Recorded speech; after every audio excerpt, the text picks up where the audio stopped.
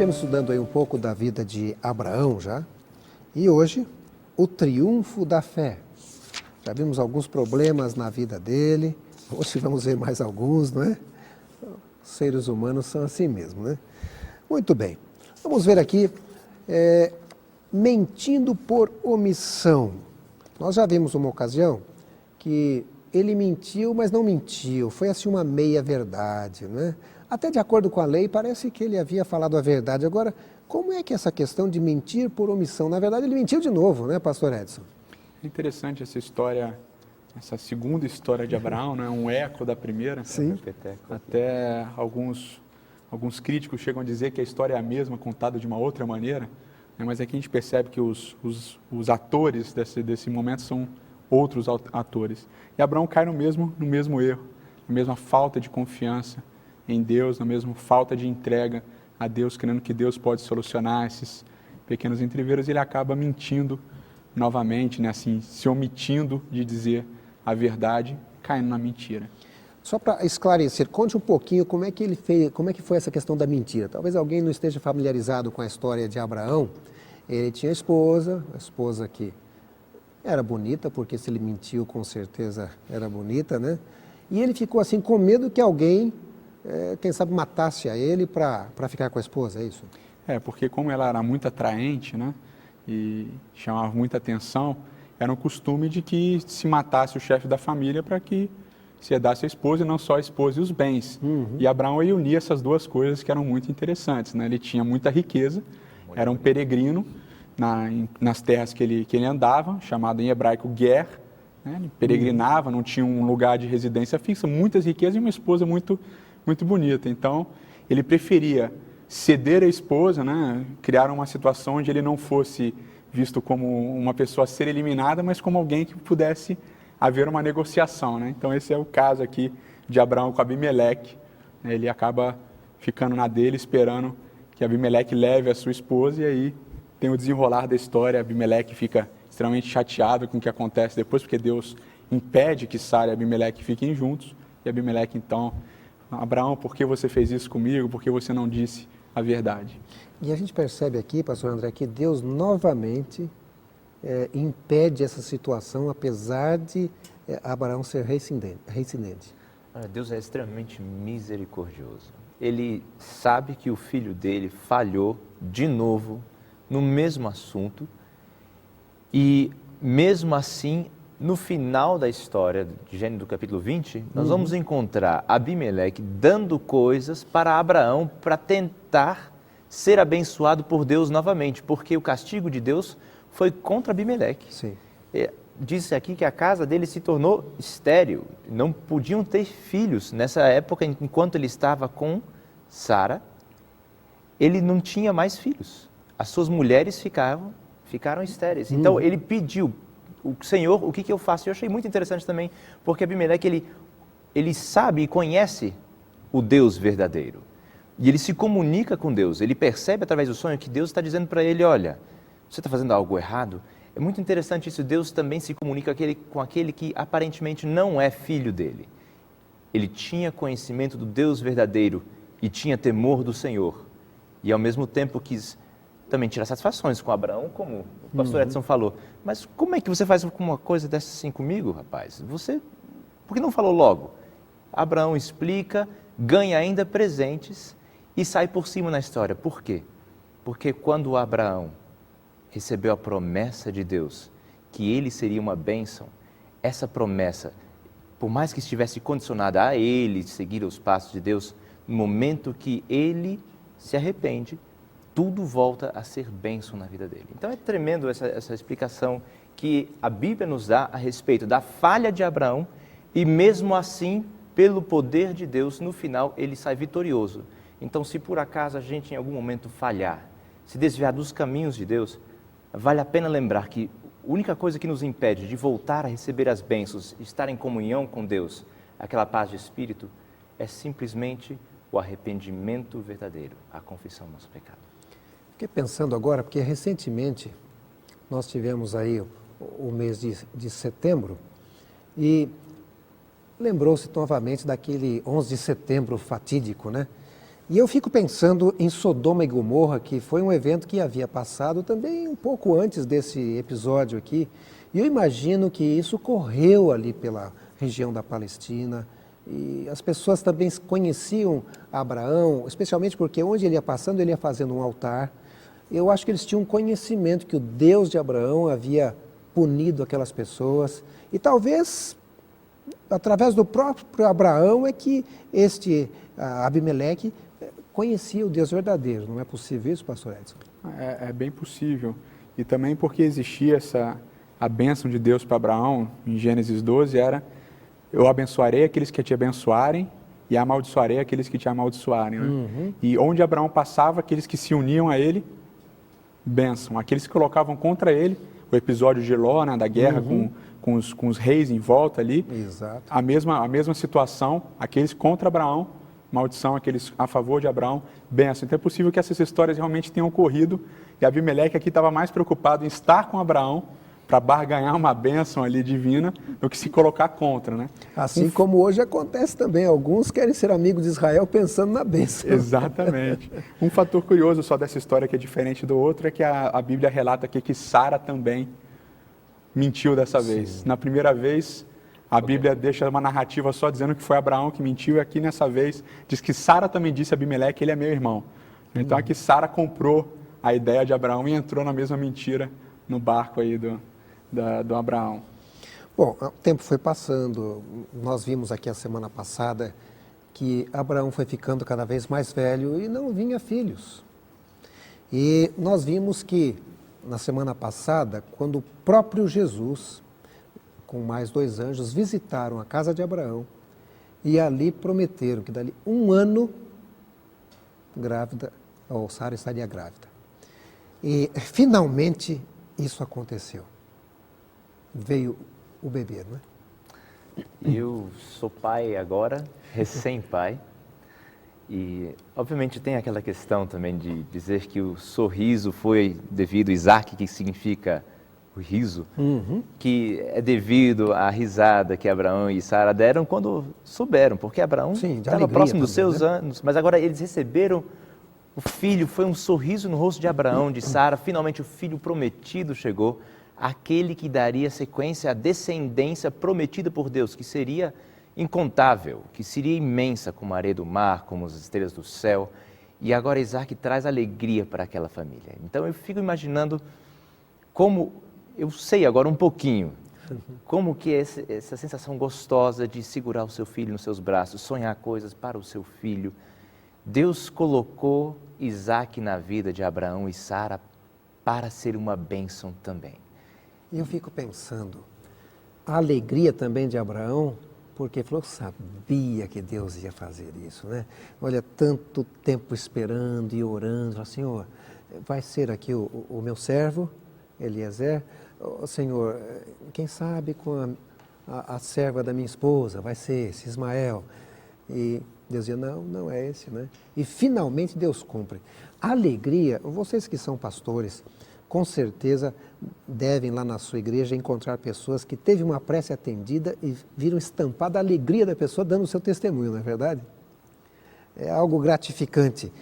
Agora, tem um episódio triste aqui, porque agora a esposa e a concubina, né, se é assim chamado, a esposa menor ou inferior, começam agora a entrar em atrito. Que situação, hein, pastor Edson? Aí surge o que é bem interessante na narrativa bíblica. O narrador, ele se ausenta de conferir um juízo de valor à história, mas ele narra o que acontece e a gente percebe que todas as narrativas de casamentos aqui duplos, né, poligamia, etc., todos eles acontecem meio a problemas, né? Sim. Ou não se desenvolvem na hora, mas sempre se desenvolve um momento ou outro na família, a família sempre se desestrutura, sempre há muitos problemas. Depois, posteriormente, nós vamos ver a história de José, onde isso acontece bem claramente. Mas aqui é essa ideia, né? Deus não aprova esse tipo de relacionamento, e aqui isso fica bem claro. Agar e Sara começam então a discutir, porque afinal o filho de Agar era mais velho, Sim. Então teoricamente ele seria o primogênito, mas agora o filho de Sara é o filho da promessa, é o filho prometido há tanto tempo ao casal, mas ele não era fruto de Abraão, né? Ele era fruto da promessa de Deus. Então, cria esse ambiente de estabilidade e Abraão então resolve ouvir a sua esposa, né? E pedir para que Agar vá embora, e ele faz isso com dor no coração, afinal era filho dele, né? E é interessante que Abraão pede para Deus a mesma bênção que Isaac receberia. Abraão pede que Ismael também receba. Diz: Senhor, esteja com ele, esteja onde ele estiver, abençoa a descendência, dê terra para ele, que ele possa ter um lugar para habitar, que o Senhor não desampare a tua mão sobre ele. Então isso é muito bonito. Às vezes a gente lê a história e a gente acha que Abraão expulsou Agar e Ismael de casa e falou assim: estão dando problema aqui, vão embora.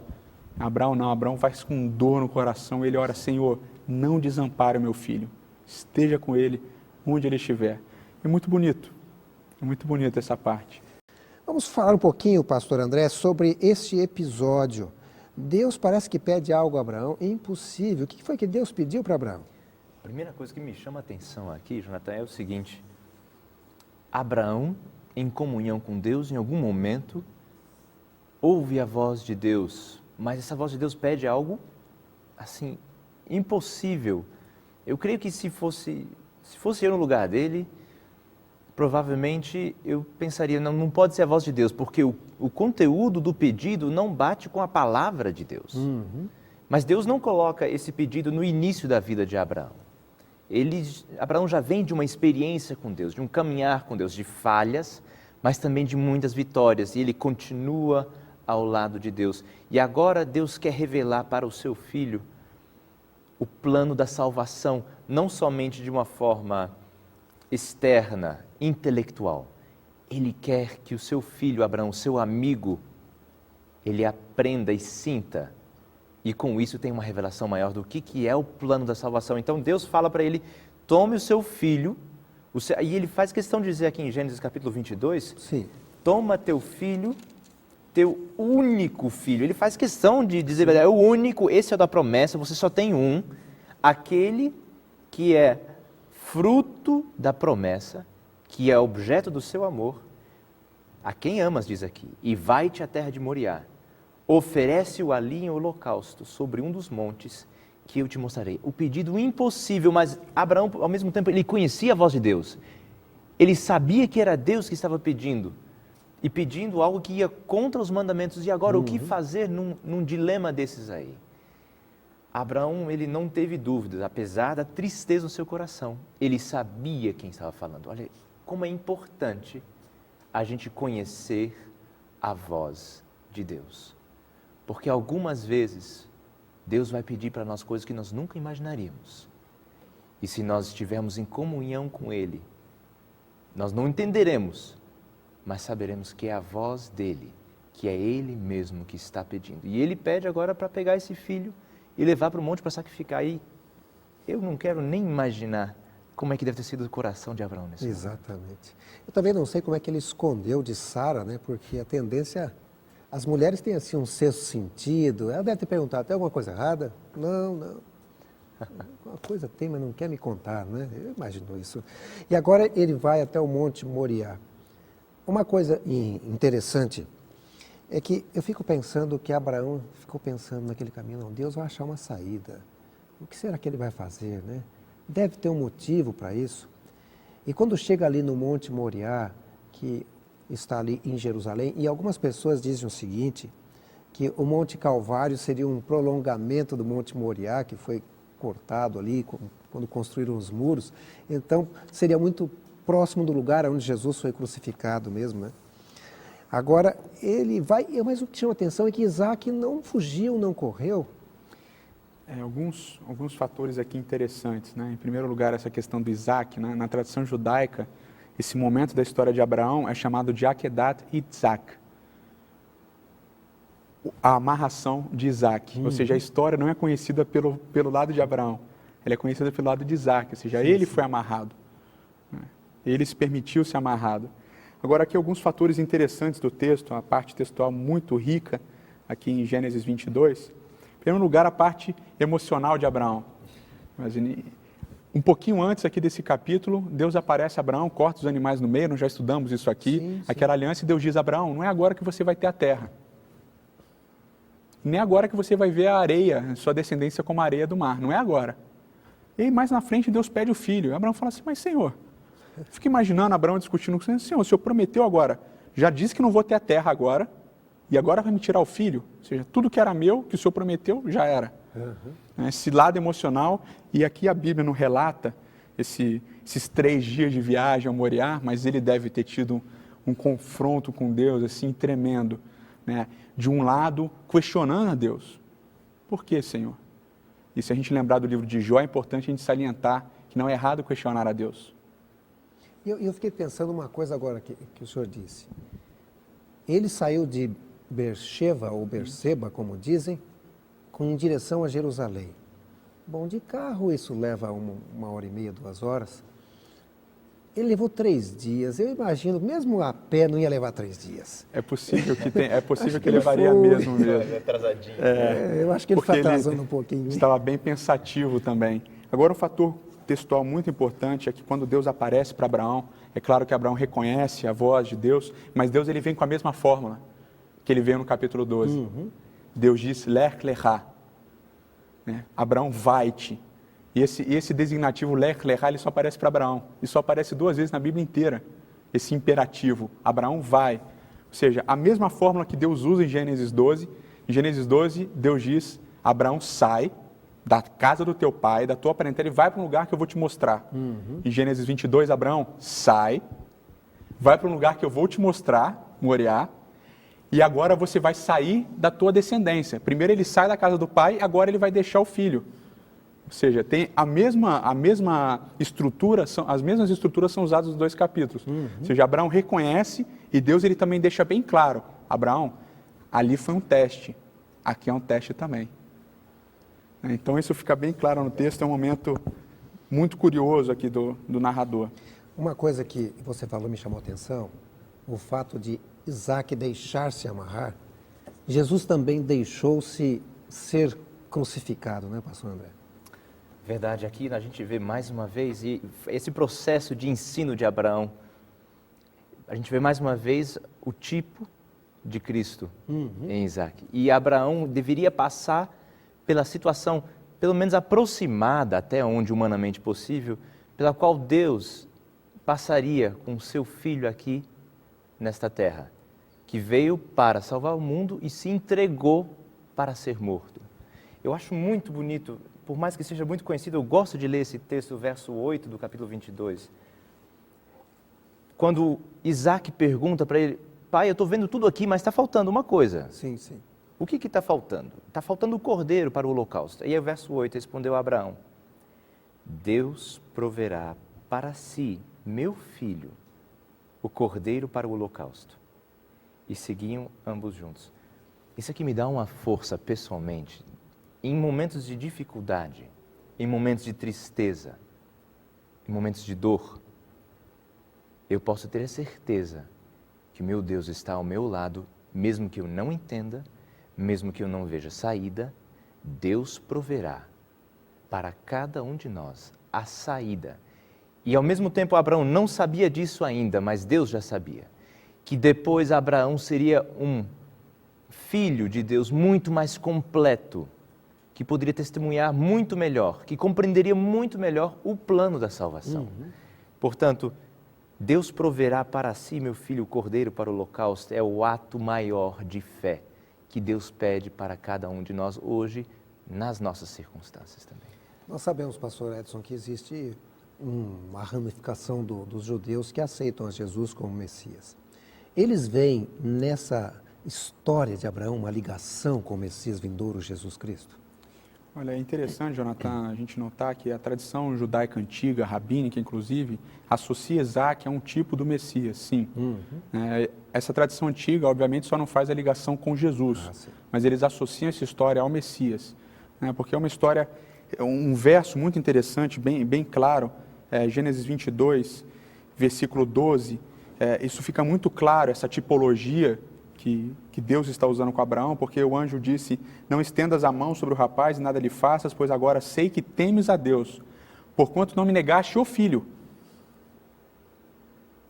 Certo? E aqui ele usa um artigo definido, o filho. E depois ele continua, o teu único filho. Primeiro ele diz, não me negou o filho, o teu único filho. E aqui essa tipologia fica bem clara, ou seja, é uma representação não só de Isaac, mas o sacrifício futuro do Messias. Um fator muito interessante dessa fé de Abraão, que eu gosto muito, eu sempre quando eu prego sobre esse texto, eu leio o versículo 5, que Abraão ele vira para os seus servos e diz, olha, esperai aqui com o jumento, eu e o rapaz iremos até lá e havendo adorado, voltaremos para junto de vós. E aí é o que a gente chama, Søren Kierkegaard, né, que é um autor até que a lição cita, chama de o salto da fé. Por quê? Abraão não sabia como Deus ia resolver. Abraão não sabia como as coisas iam acontecer, mas ele sabia de uma coisa, aquele era o filho da promessa. Se Deus me deu, Deus vai resolver. E aí ele diz, Deus provê para si o cordeiro. Eu vou subir com Isaac, mas eu vou voltar. Eu posso até sacrificar Isaac, ele pode ressuscitar, eu não sei, Deus sabe. Então às vezes a gente fica nessa insegurança, né? Mas, puxa, será que vai dar certo? Será que não vai dar certo? Esses testes, né, da nossa vida e muitos com relação ao sábado, principalmente na minha comunidade eu vivencio muito desses problemas com o sábado. A gente, como Deus vai fazer? Como Deus vai fazer? A gente tem que fazer como Abraão.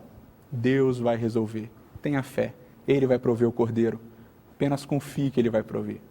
Agora, a gente pode dizer que isso é uma fé cega, pastor? Com certeza não é cega. Deus ele vai sempre pedir esse nosso salto da fé, citando o Søren Kierkegaard, né?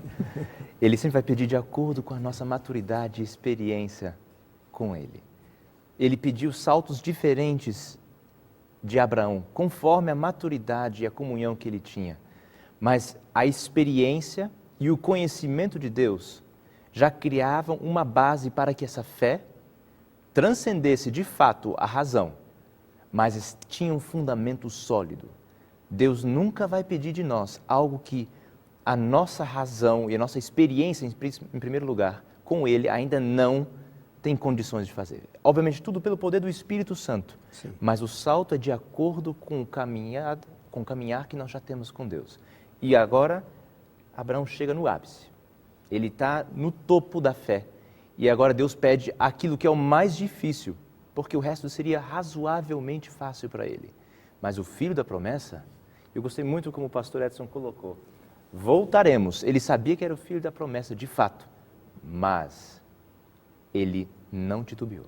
Ele foi, ele quis sacrificar mesmo. E o grito, eu acho tão bonito esse momento, eu fico imaginando, até agora eu não vi ainda nenhuma pintura, possivelmente o pastor já deve ter visto, mas aquele momento que o cutelo está levantado. E diz aqui que bradou o anjo do Senhor, aquele que futuramente seria sacrificado. Ele bradou, diz não. E aí ele volta os seus olhos e vê o cordeiro. E é uma cena extremamente dramática. Sim. E onde mais uma vez se mostra Deus sendo misericordioso e querendo nos ensinar. Porque através do ensino nós nos fortalecemos na fé e caminhamos cada vez mais seguros com Jesus Cristo.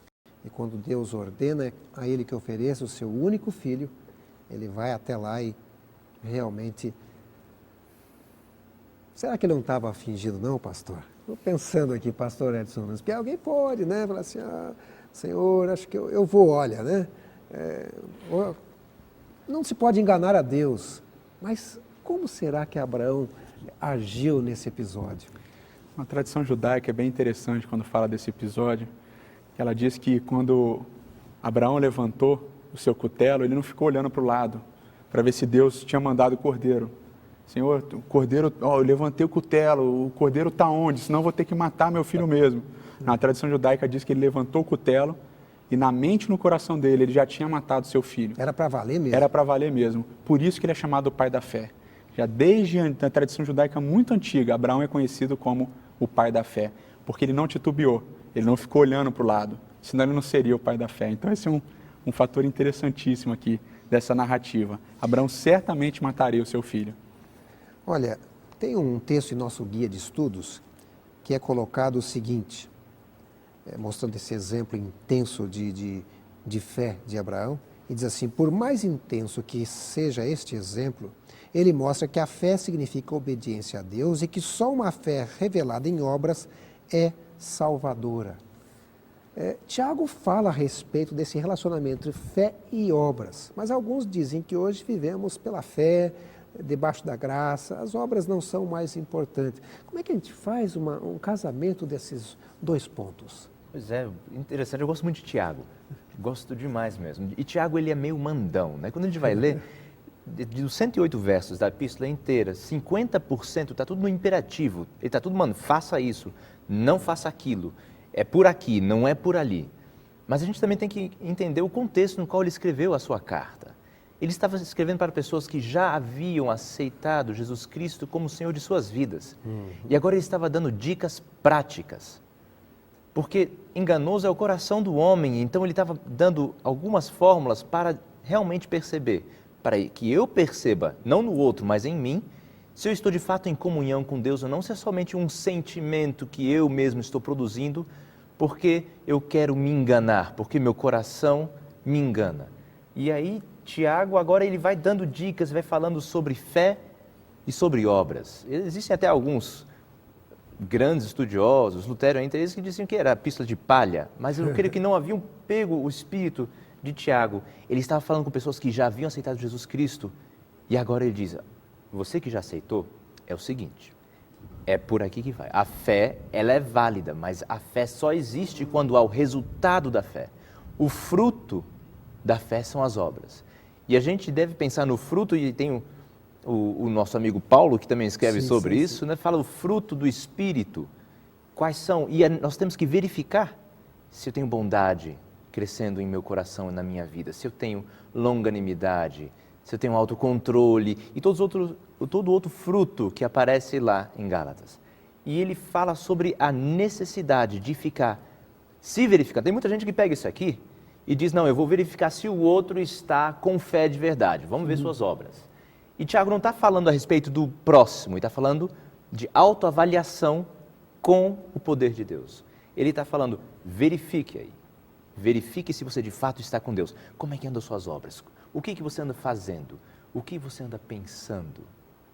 Como são as suas palavras? Você está guardando a sua língua? E ele vai falando sobre vários aspectos muito práticos da vida cristã, onde nós precisamos, para a honra e glória de Deus, crescer a cada dia pelo poder do Espírito Santo.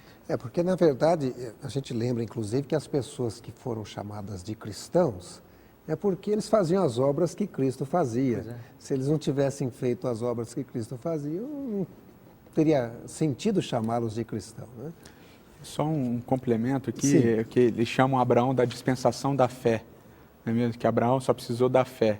É interessante porque mesmo no capítulo 22, que a gente estava estudando aqui há pouco, no versículo 12 que nós já lemos, não estendas a mão sobre o rapaz e nada lhe faz, porque agora sei que temes a Deus, porquanto não me negaste o filho, etc. Ou seja, esse temes a Deus é a fé obediente.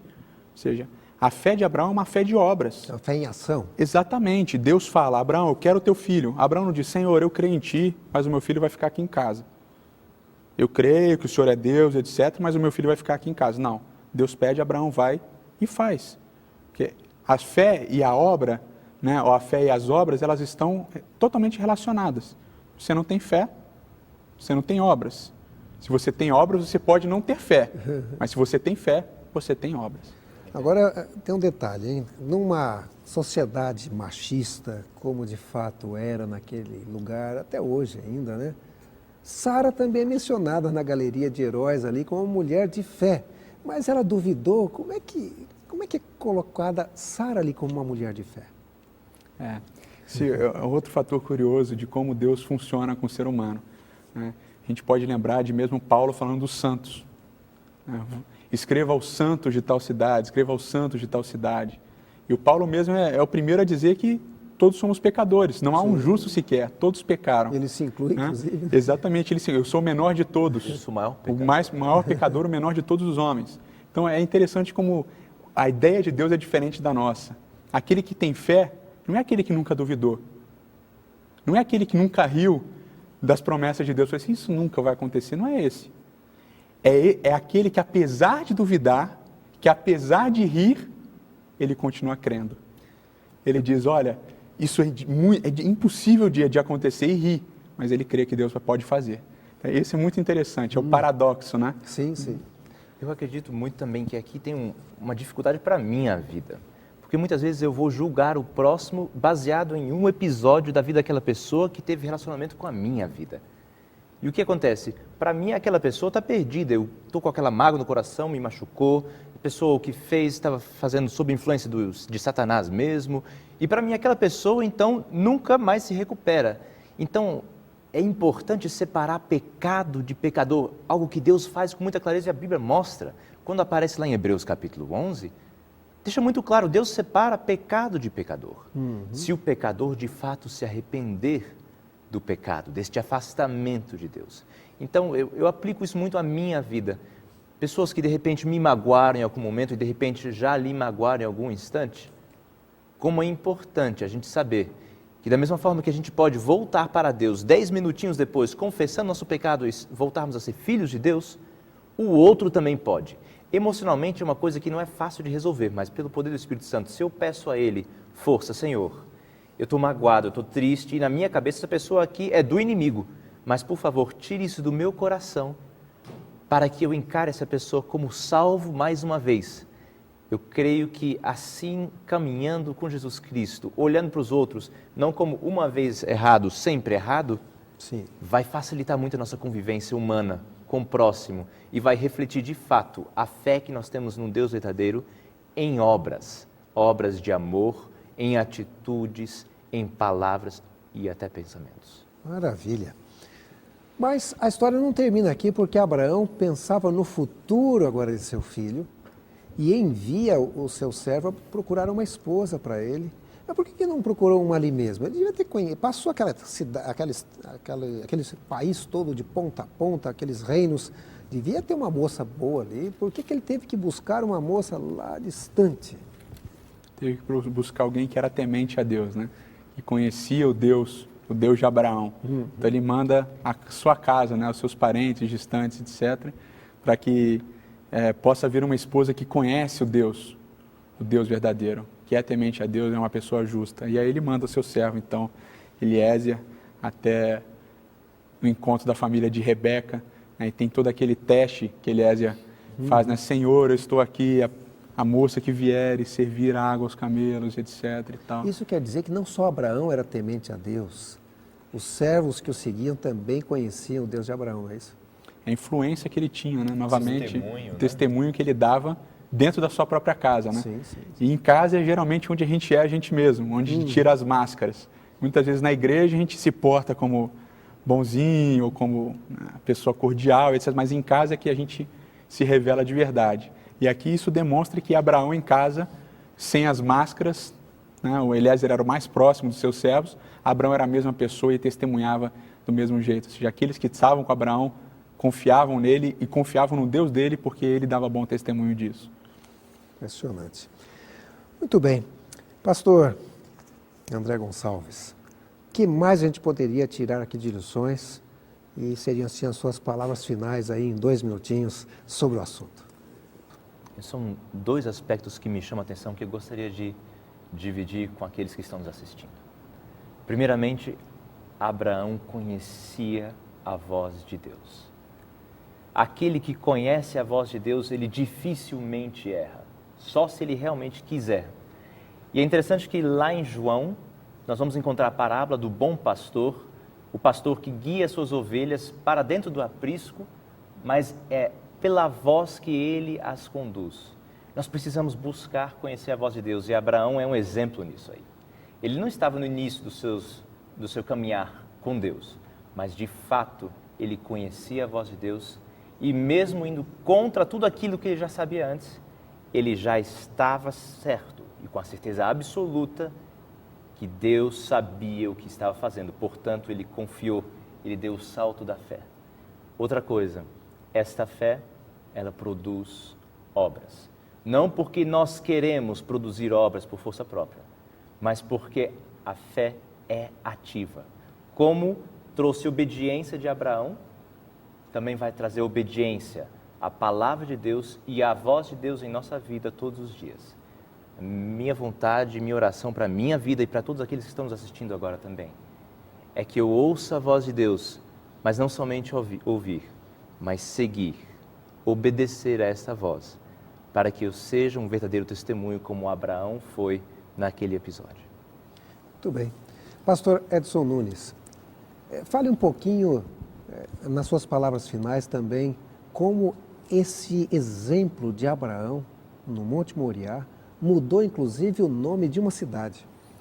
É interessante quando a gente percebe aqui no relato a região de Moriá e a região de Salém, certo? Do famoso sacerdote Melquisedeque. Sim. Salém em hebraico, todos nós sabemos, né? De Shalem, de Shalom, é paz.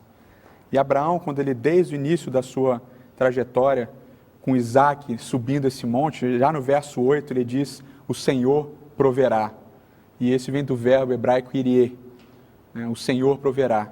E quando Deus proveu o cordeiro para Abraão, Abraão diz, versículo 14, Gênesis 22, 14, pôs Abraão por nome aquele lugar, o Senhor proverá. Adonai Irê, o Senhor proverá. E aí logo depois diz, daí dizer-se até o dia de hoje, no monte do Senhor se proverá. E aquele lugar, a partir desse episódio, dessa época, passa a ser chamado Jerusalém.